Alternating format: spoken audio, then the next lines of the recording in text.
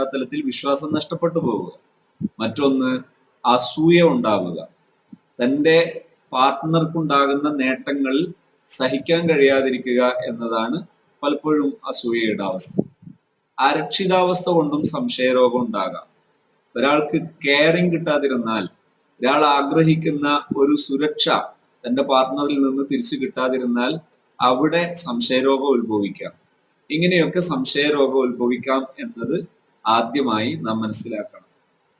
ദാമ്പത്യ ജീവിതത്തിൽ ഏറെ പ്രശ്നങ്ങൾ സൃഷ്ടിക്കാൻ പോകുന്ന ഈ സംശയരോഗത്തിന്റെ ലക്ഷണങ്ങൾ എന്തൊക്കെയാണ്? ഒന്ന്, പങ്കാളിയുടെ ഓരോ ചലനത്തെയും പ്രവൃത്തിയെയും സംശയിക്കുക.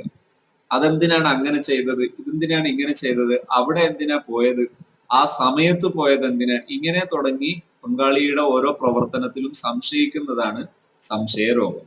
ആ ആളോട് സംസാരിച്ചത് എന്താ, അല്ലെങ്കിൽ ആ ഫോണിൽ അയച്ച